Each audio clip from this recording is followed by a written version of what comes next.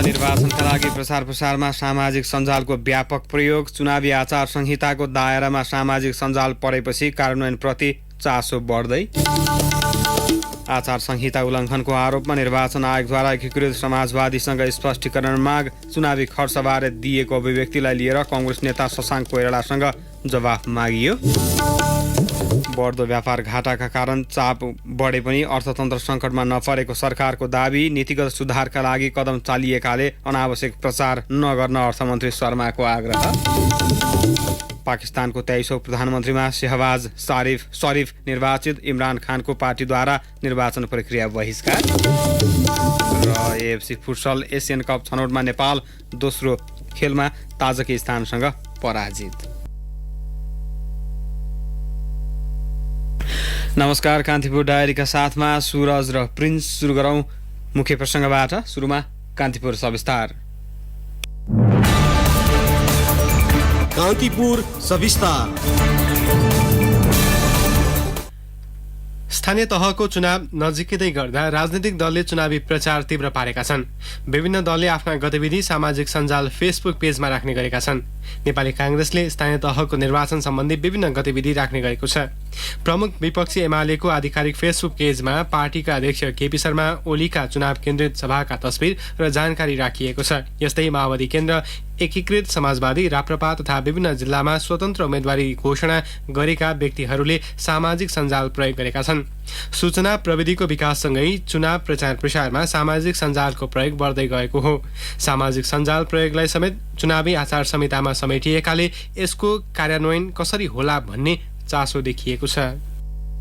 हामीले जिल्लामा टिम लिएर एउटा जिल्लाले पेज चलाइराखेको छ, फेसबुक चलाइराखेको छ। सामाजिक सञ्जालमा हरेक वडाबाट सबैले भएका गतिविधिहरू हामी कार्यकर्ताहरू घर दैलोमा पुगेका छौँ। घर दैलोमा फोटाहरू पोस्ट गरेका छन्। पालिकाले गरेको छ, क्षेत्रले गरेको छ। सबै ठाउँमा हामी व्यापक रूपमा आफ्ना कामहरूलाई जनता समक्ष पुर्याउनको लागि सामाजिक सञ्जाल मार्फत समस्याहरू पनि देखेका छन् र समाधानहरू पनि कमेन्टमा लेखिरहेछन्। हामी निकै अघिदेखि नै सामाजिक सञ्जालमा व्यापक छौँ। उनी हुन् नेपाली कांग्रेस कुस्मा नगर सभापति किशोर भण्डारी। पर्वतको कुस्मा नगरपालिकाले स्थानीय तह निर्वाचनका लागि सामाजिक सञ्जाल भरपूर प्रयोग गरेको छ। सामाजिक सञ्जालबाट आएका कमेन्टहरूलाई पनि कुस्मा नगरपालिकाले सकारात्मक रूपमा लिने गरेको छ। मुलुकभरका सबै स्थानीय तहमा आगामी वैशाख 30 गते हुने स्थानीय तहको निर्वाचनका लागि माहौल तात्न थालेको छ। तोकिएको निर्वाचनको समय सीमा नजिकैसँगै उम्मेद्वार घोषणा गर्ने र चुनाव लक्षित बैठक भेलाहरू आयोजना गर्ने सिलसिला बढेका हुन्। निर्वाचन भन्ने बित्तिकै चुनावी प्रचार प्रसारको विषय पनि जोडिएर आउने गर्दछ। निर्वाचन आचार संहिता लागू भएसँगै निर्वाचन आयोगले निर्वाचन प्रयोजनका लागि दलहरूले प्रयोग गर्ने सामाजिक सञ्जालको नियमन गर्ने भएको छ। कुनै पनि तथ्यलाई तोडमोड नगरी आफ्नो धारणा व्यक्त गर्नका लागि सामाजिक सञ्जाल प्रयोग गर्न पाइने निर्वाचन आचार संहितामा उल्लेख गरिएको छ। आयोगका सहप्रवक्ता सूर्य प्रसाद दर्याल सूचना प्रविधि निकै अगाडि रहेकाले दुरुपयोग बढ्न सक्ने भन्दै नियमन गर्न खोजेको बताउँछन्। सामाजिक सञ्जाललाई भरपूर तरिकाले उपयोग गर्न सकिन्छ, तर यसबाट हुन सक्ने मिस इन्फर्मेसन, डिसइन्फर्मेसन र हेट स्पिच अथवा गलत सूचना प्रभाव हुने र अनि चाहिँ गाली द्वेषपूर्ण कुराहरू चाहिँ को प्रभाव हुने त्यत्तिकै बढी सम्भावना भएको कारणले गर्दा यसको चाहिँ त्यो पक्षबाट दुरुपयोग नहोस् र निर्वाचनको स्वच्छता पवित्रतामा चाहिँ कुनै खलल अथवा आँच नपुगोस् र कुनै राजनीतिक दल अथवा उम्मेद्वारलाई सोसियल मिडियाकै कारणबाट कसैलाई मर्का पर्ने स्थिति नहोस् भन्ने हिसाबले चाहिँ आयोगले आचार संहितामा अलिकति केही नियमनका प्रावधानहरू राखेको हो। स्थानीय तहको निर्वाचन आचार संहिता चैत 25 गते मध्यरातीबाटै लागू भइसकेको छ। जिल्लामा निर्वाचन अधिकृतको कार्यालय स्थापना गर्ने क्रम जारी छ। कार्यालय संरचना नबनेकाले निर्वाचन अधिकृतको कार्यालय स्थापना भएर जिम्मेवारी ग्रहण नगरेसम्म सम्पूर्ण आचार संहिता सम्बन्धी स्थानीय तहमा रहने समितिको काम, कर्तव्य र अधिकार प्रमुख जिल्ला अधिकारीलाई प्रयोग गर्ने अधिकार प्रत्यायोजन गरिएको छ। मोरङका प्रमुख जिल्ला अधिकारी काशीराज दाहाल निर्वाचन आचार संहिता अवलम्बन गर्ने सबैको दायित्व रहेको बताउँछन्। यो आचार संहिता लागू भइसकेको छ, निर्वाचन आचार संहिता हैन। निर्वाचन आचार संहिताको पालना र चाहिँ अवलम्बन गर्नुपर्ने सबैको दायित्व हो। आचार संहिताको परिपालना हामीले गर्नैपर्छ सबैले हैन। सबैको सहयोगबाट आसन्न स्थानीय तहको निर्वाचनलाई व्यवस्थित, मर्यादित हैन बनाउने हो। राजनीतिक दलहरूको गतिविधि क्रमशः चाहिँ खास गरी निर्वाचन केन्द्रित भइरहेछ। अब अहिलेसम्म हामीलाई चाहिँ आचार संहिता संहिता उल्लङ्घनका विषयहरू आएको पनि छैन। राजनैतिक दलहरूका सबैजसो तह र तबकाका गतिविधि निर्वाचन केन्द्रित भएका छन्। प्रत्येक निर्वाचनमा आचार संहिताका विषयमा प्रश्न उठ्ने गरेका छन्। निर्वाचन आयोगले सबै पक्षको प्रतिबद्धतापछि चुनावी आचार संहिता कार्यान्वयनमा ल्याइसकेको छ। प्रमुख निर्वाचन आयुक्त दिनेश थपलिया आचार संहिता उल्लङ्घन गर्न कसैलाई छुट नहुने बताउँछन्। पहिले कार्यान्वयन गर्न प्रतिबद्धता जना अनि त्यही चाहिँ कार्यान्वयन हुँदैन भनेर शंका गर्न मिल्छ कि मिल्दैन भन्ने प्रश्न आयो। सबैले यदि त्यो कुरा मन वचन र कर्मले भनेका हुन् भने यो कार्यान्वयन हुन्छ भन्ने कुरामा कुनै पनि शंका छैन। यदि कसैले आयोग समक्ष र विभिन्न गोष्ठी र कार्यक्रममा अनि तपाईहरुसँग चाहिँ कार्यान्वयन गर्छु भनु तर भित्रभित्रै उल्लङ्घन गर्न उद्धत भयो भने त्यो निर्वाचन कसुर हुन्छ।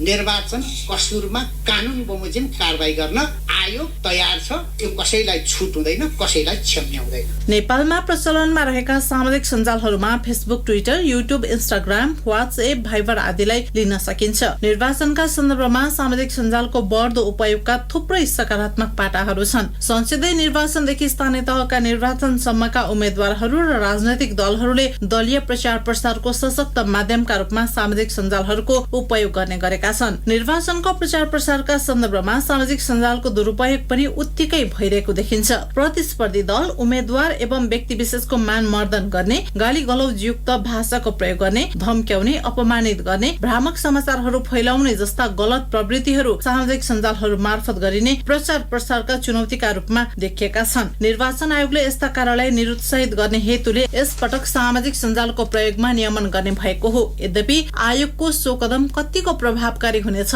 हेर्न बाँकी नै छ। रेडियो कान्तिपुरका लागि पार्वता चौधरी। कान्तिपुर सविस्तार।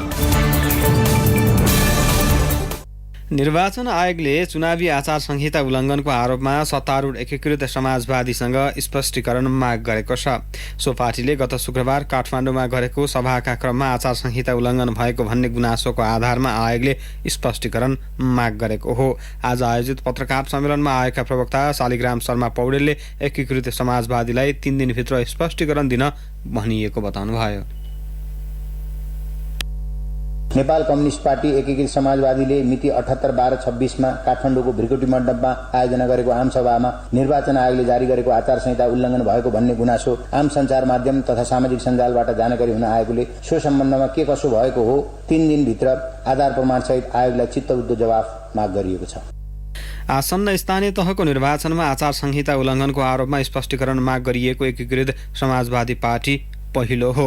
यसैबीच निर्वाचन आयोगले चुनावी खर्चको सन्दर्भमा नेपाली कांग्रेसका नेता समेत रहेका सांसद शशाङ्क कोइरालाले हालै दिएको अभिव्यक्तिबारे गम्भीर ध्यानाकर्षण भएको बताएको छ।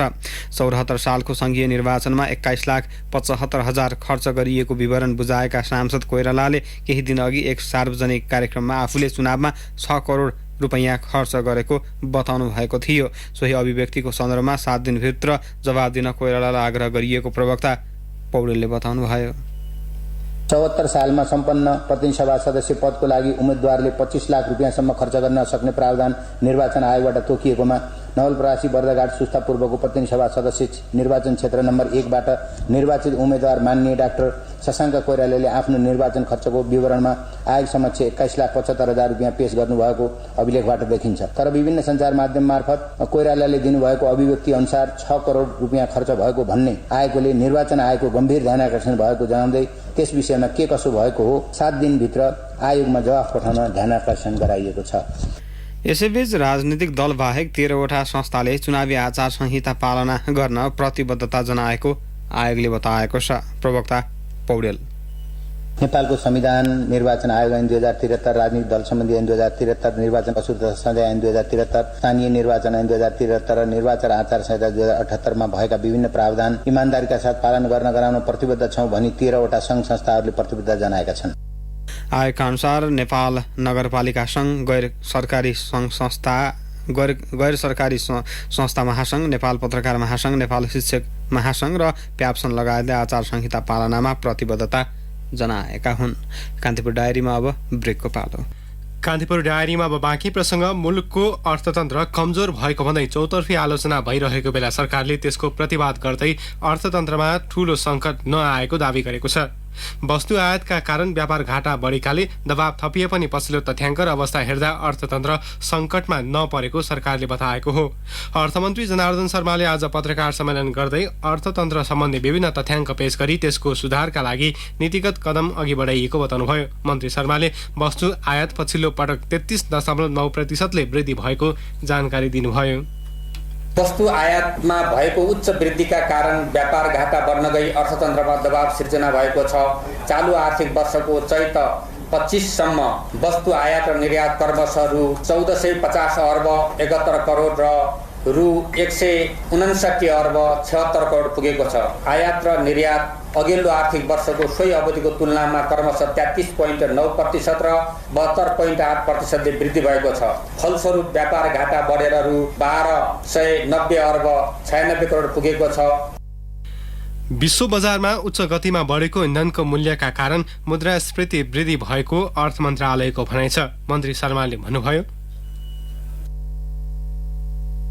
विगत 3 वर्षको औसत मुद्रास्फीति 5.18% रहेकोमा चालु आर्थिक वर्षको पहिलो 8 महिनाको औसत उपभोक्ता मुद्रास्फीति 5.4% रहेको छ। पछिल्लो समयमा विश्व बजारमा कच्चा पेट्रोलियम पदार्थको मूल्य निरन्तर बढ्दै गएको कारण त्यसको प्रत्यक्ष प्रभाव नेपालको समग्र मूल्य स्तरमा परेकोले उपभोक्ता मुद्रास्फीति वाञ्छित सीमाभित्र राख्न थप उपायहरू अवलम्बन गर्नुपर्ने स्थिति छ। अर्थतन्त्रमा सुधारका लागि विभिन्न नीतिगत कदम अघि बढाइएको उहाँको भनाइ थियो। मन्त्री शर्माले आयात व्यवस्थापन लगायतका लागि नीतिगत पक्षमा काम गर्न लागि बताउनुभयो। अर्थतन्त्रका समष्टिगत परिसूचकहरू सामान्य नै रहेका छन्, तथापि बाह्य क्षेत्रमा केही दबाव सिर्जना भएकोले आयात व्यवस्थापन र विदेशी विनिमय सञ्चितलाई बढावा दिने गरी केही नीतिगत कदमहरू चालिसकिएको छ।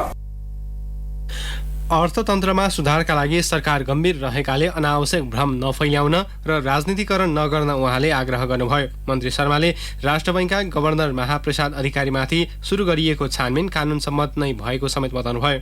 यस्तै मन्त्री शर्माले पेट्रोलियम पदार्थ व्यवस्थापनका लागि सरकारी सुविधाको इन्धन खर्च कटौती गर्ने प्रस्ताव मन्त्री परिषदमा गएको जानकारी दिनुभयो। पेट्रोलियम पदार्थको खपत 20% कम हुने गरी कटौती योजना बनाइएको उहाँले बताउनुभयो। विलासिताका वस्तु आयात निरुत्साहित गर्ने, रेमिटेन्स बढाउन श्रमिकको सञ्चित लगानी कोष स्थापना गर्ने र विदेशमा रहेका कामदारहरूलाई आइपिओ र एफपिओमा कोटा छुट्याउने निर्णय पनि मन्त्री परिषदमा गएको उहाँले जानकारी दिनुभयो।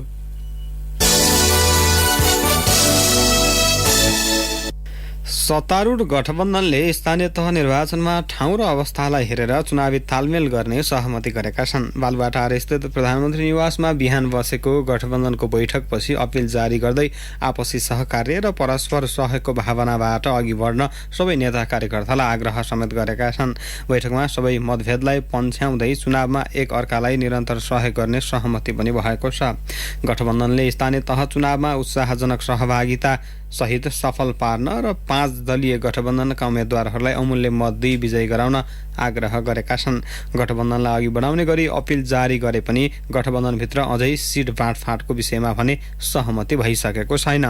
चुनावी तालमेल कसरी गर्ने भन्ने मोडालिटी तयार गर्न भोलि अपराह्न 4 बजे गठबन्धनको अर्को बैठक बोलाइएको राष्ट्रिय जनमोर्चाका नेता दुर्गा पौडेलले जानकारी दिनुभयो।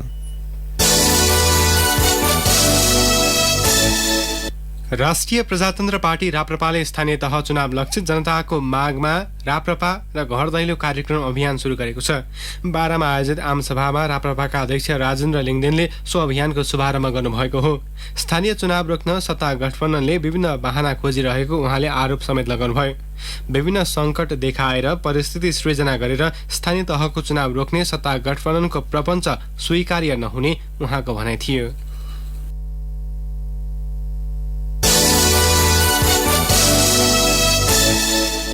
प्रत्येक 12 वर्षमा हुने हरिसिद्धि जात्रामा नाच प्रदर्शन गर्न देवगन पनौती पुगेका छन्। ललितपुरको हरिसिद्धिबाट पुगेका देवगनलाई पनौतीवासीले पूजाआजासहित नगर परिक्रमा गराएका छन्। पनौतीबाट पुरुषोत्तम कर्माचार्यको नेतृत्वमा गएको टोलीले हरिसिद्धिबाट देवगनलाई पनौती लगेको हो। आर्थिक अभावका कारण 60 वर्षपछि 2066 सालमा पनौतीमा हरिसिद्धि जात्रा दोस्रो पटक हुन लागेको हो। यसअघि धुलीखेलमा देवजु परिवारले चैत 18 देखि 21 गतेसम्म हरिसिद्धि जात्रा सञ्चालन गरेको थियो। धुलीखेलबाट दोलखा गएको देवगनको टोली काठमाडौँ जयबागेश्वरीमा नाच देखाएर पनौती पुगेको हो। सो जात्रा ललितपुरमा हरेक वर्ष 3 पटक र पशुपति, दोलखा, धुलीखेल, पनौती लगायत स्थानमा प्रत्येक 12 वर्षमा लाग्ने गरेको छ।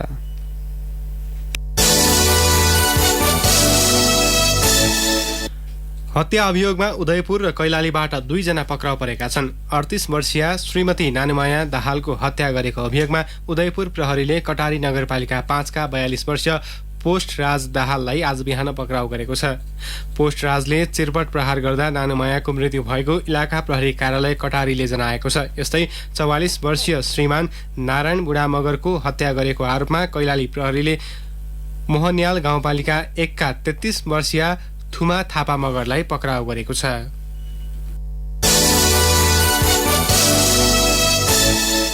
सेवाग्राहीबाट 5 लाख रुपैयाँ घुस लिएको आरोपमा अख्तियार दुर्व्यवहार अनुसन्धान आयोगले भूमि सुधार तथा मालपोत कार्यालय धनुषाका निमित्त प्रमुख सुनिल झालाई पक्राउ गरेको छ। सेवाग्राहीबाट घुस बापतको 5 लाख रुपैयाँ लिइसकेको अवस्थामा आयोगको प्रतिवास कार्यालयबाट खटिएको टोलीले झालाई आज बिहान पक्राउ गरेको हो। हक मुद्दा मिलाइदिने भन्दै झाले सेवाग्राहीबाट घुस लिएको दाबी अख्तियारको छ।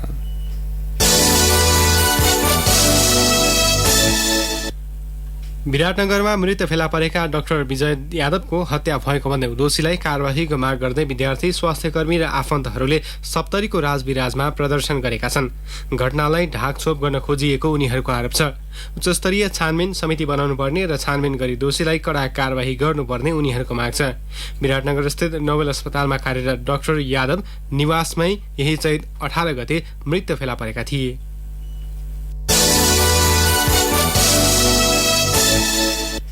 कान्तिपुर डायरीमा अब सिन्धुली डायरीको पालो। सिन्धुली डायरीबाट राजकुमार कार्कीको नमस्कार। पेटका बिरामीलाई लक्षित गरी सिन्धुली अस्पतालमा इन्डोस्कोपी सेवा सुरु भएको छ। बागमती प्रदेश सरकारको 25 लाख सहयोगमा इन्डोस्कोपी मेसिन खरिद गरिएको र अब इन्डोस्कोपी सेवाका लागि यहाँका स्थानीयलाई धुलीखेल, काठमाडौँ लगायतका अस्पतालमा धाउनु नपर्ने भएको छ। इन्डोस्कोपी सेवाबाट पेटका रोगहरू, ग्यास्ट्राइटिस, आन्द्रामा भएको घाउ लगायत बेलैमा हेरिने भएकाले क्यान्सर हुनबाट जोगिन सकिने चिकित्सकहरूले बताएका छन्। स्थानीय तहको निर्वाचन नजिकिँदै गएसँगै कमलामाई नगरपालिका, घ्याङलेक र तीनपाटन गाउँपालिकाका प्रमुख उपप्रमुखले आफूले प्रयोग गर्दै आएको गाडी धमाधम फिर्ता गर्न थालेका छन्। निर्वाचन प्रसारका साथै पार्टीको काममा सरकारी गाडीको दुरुपयोग भएको टिप्पणी हुन थालेपछि जनप्रतिनिधिहरूले गाडी फिर्ता गरेका हुन्। फिक्कल गाउँपालिका सदरमुकाम खाङसाङमा ओल्ड भिजन इन्टरनेसनलको सहयोगमा सिड्स नेपालबाट तालिम लिएपछि आले गाउँका 1.5 दर्जन किसानले स्थानीय जातका कुखुराको व्यावसायिक पालन थालेका हुन्। कुखुरा पालन सहज भएकाले पनि स्थानीय यसतर्फ आकर्षित भएका हुन्। व्यावसायिक कुखुरा पाल्नेको संख्या बढी भए पनि बिक्रीको लागि भने समस्या हुने गरेको उनीहरूको गुनासो छ। यतिखेर आले गाउँमा 2000 बढी लोकल चल्ला हुर्काउँदैछन्। सिन्धुलीको महाभारत क्षेत्रमा राताममै फुल्ने लालीगुराँस लोप हुँदै गएको छ। पछिल्लो समय पहाडी क्षेत्रको जंगलमा जताततै सडक विस्तार कार्यले लालीगुराँस हराउँदै जान थालेको स्थानीय बासिन्दाहरू बताउँछन्। 1 दशक अगाडिसम्म पहाडी क्षेत्रका महाभारत जंगलमा राताममै फुल्ने लालीगुराँस हाल फाट्टा फुट्टा मात्र देखिन थालेको छ। महाभारतका डाँडै ढकमक भएर फुल्ने लालीगुराँस सबै सडक निर्माणले गर्दा सखाप भएकोमा स्थानीयको गुनासो छ। हवस् त सिन्धुली डायरी आजलाई यति नै। राजकुमार कार्की बिदा हुन्छु, नमस्कार। सिन्धुली डायरीपछि कान्तिपुर डायरीमा पुनः ब्रेकको पालो। कान्तिपुर डायरीमा आर्थिक समाचार। उद्योगीहरूले लगानीका लागि प्रक्रिया सहज बनाइदिन सरकार समक्ष आग्रह गरेका छन्। नेपाल उद्योग वाणिज्य महासंघको 56औं वार्षिक साधारण सभामा उद्योगीहरूले लगानीका लागि प्रक्रिया सहज बनाइदिन सरकार समक्ष आग्रह गरेका हुन्। कार्यक्रममा महासंघका अध्यक्ष शेखर गोल्छाले मुलुकको अर्थतन्त्र सङ्कटमा आउन नदिन व्यवसायीले योगदान गर्न चाहेको बताउनुभयो। गत कार्तिकदेखि नै अर्थतन्त्र सङ्कटोन्मुख भएको भन्दै उहाँले केही प्रतिबन्ध लगाएकै कारण माघमा मङ्सिरमा भन्दा करिब 30 अर्ब कम आयात भएको बताउनुभयो। आर्थिक सङ्कट रोक्न रकम भित्र्याउने संयन्त्र बलियो बनाउनु पर्ने, मुलुकभित्र लगानीको अवसर सृजना गरिदिनुपर्ने गोल्छाले बताउनुभयो। आयात बन्द गर्दा सर्वसाधारणलाई नेपाल श्रीलङ्काकै बाटोमा हिँडेको त होइन भन्ने शङ्का उत्पन्न हुन सक्ने उहाँको भनाइ थियो। महासङ्घका वरिष्ठ उपाध्यक्ष चन्द्रप्रसाद ढकालले लगभग 57% काम गर्न सक्ने उमेर समूहका जनता नेपालको सँग हाल जनसाङ्ख्यिक लाभको अधिक सुविधा रहेको बताउनुभयो। सभाको उद्घाटन गर्दै सभामुख अग्निप्रसाद सापकोटाले मुलुकको आर्थिक विकासमा सरकार र निजी क्षेत्र एकै रथका दुई पाङ्ग्रा भएको बताउनुभयो। निजी क्षेत्रको सहभागिता र सहयोग बिना आर्थिक विकास सम्भव नहुने भएकाले निजी क्षेत्रले उठाएका आवाजलाई सरकारले गम्भीरतापूर्वक लिनुपर्नेमा उहाँले जोड दिनुभयो। अब सेयर धितोपत्र बजारमा आज भारी अङ्कले गिरावट आएको छ। सेयर कारोबार मापक नेप्से परिसूचक 45.65 अङ्कले घटेर 2418.70 बिन्दुमा पुगेको छ। नेप्से उकालो लागे पनि कारोबार रकम भने केही सुधार देखियो। नेप्से ओह्रालो लागे पनि कारोबार रकममा भने केही सुधार देखिएको छ। नेप्सेमा आज कुल 233 कम्पनीका 40,000 कारोबारबाट 50,95,00,000 किता सेयर किनबेच भए, जस अन्तर्गत 2 अर्ब 26 करोड 7 लाख रुपैयाँ बराबरको कारोबार भएको छ।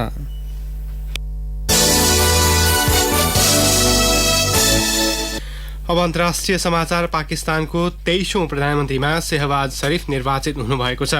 तत्कालीन प्रधानमन्त्री इमरान खानको पार्टी पीटीआईले निर्वाचन बहिष्कार गर्दै राष्ट्रिय सभाबाट राजीनामाको घोषणा गरेपछि भएको निर्वाचनमा विपक्षी दल पाकिस्तान मुस्लिम लीगका उम्मेद्वार शरीफ प्रधानमन्त्रीमा निर्वाचित हुनुभएको अन्तर्राष्ट्रिय सञ्चार माध्यमले जनाएका छन्। उहाँले 174 मत प्राप्त गर्नुभएको छ भने पीटीआईका उम्मेद्वार शाह महमुद कुरैशी निर्वाचनमा सहभागी नै हुनु भएन।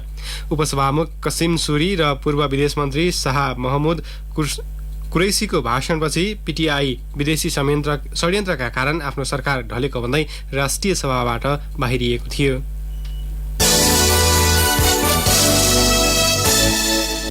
कान्तिपुर डायरीमा अब खेल प्रसङ्ग। यूएफसी फुटसल एसियन कप छनौटमा नेपालले लगातार दोस्रो हार बेहोरेको छ। किर्गिस्तानको बिस्केकमा भएको खेलमा नेपाल ताजिकिस्तानसँग 11-1 को फराकिलो गोल अन्तरले पराजित भएको हो। पहिलो हाफमा सुरुवाती अग्रता लिँदै 1-1 गोलको बराबरी खेलेको नेपालले दोस्रो हाफमा लगातार गोल खाएको थियो। हारसँगै नेपाल छनौटबाट बाहिरिएको छ। यसअघि पहिलो खेलमा हिजो उज्बेकिस्तानसँग 5-1 गोल अन्तरले पराजित भएको थियो। छनौटको सेन्ट्रल र साउथ जोन अन्तर्गत समूह बीमा रहेको नेपालले अन्तिम खेलमा भोलि अफगानिस्तानसँग प्रतिस्पर्धा गर्नेछ। अन्तर्राष्ट्रिय क्रिकेट परिषद आईसीसीले सन् 2024मा हुने टी20 विश्वकप क्रिकेटको छनौट प्रक्रिया सार्वजनिक गरेको छ। 20 टोली सहभागी हुने विश्वकपमा 12 टोलीले छनौट नखेली सिधै स्थान बनाउनेछन्। आईसीसीले आयोजक अमेरिका र वेस्ट इन्डिजलाई प्राथमिकता दिई सिधै छनौट गरेको छ। सन् 2022 को 2020 विश्वकपका लागि विश्वकपका शीर्ष 8 टोली तथा वरियता अनुसार त्यसपछिका शीर्ष 2 टोली विश्वकपमा छनौट हुनेछन्। बाँकी 8 देशले 5 क्षेत्रको विभिन्न छनौट खेल्नुपर्नेछ। एसिया क्षेत्र छनौटबाट 2 टोलीले स्थान बनाउनेछन्। 8 मध्ये अफ्रिका, युरोप र एसिया क्षेत्रको छनौटबाट 2-2 टोली विश्वकपमा पुग्नेछन्। हवस्, प्रसङ्गसहित आजका हाम्रा सम्पूर्ण बुलेटिन यही सकिन्छन्। नियमित बुलेटिनका साथ भोलि बिहान 6:30 बजे हामी पुनः उपस्थित हुने नै छौँ। तबसम्मलाई साथी सुरज र म प्रिन्स बिदा हुन्छौँ। नमस्कार, शुभरात्रि।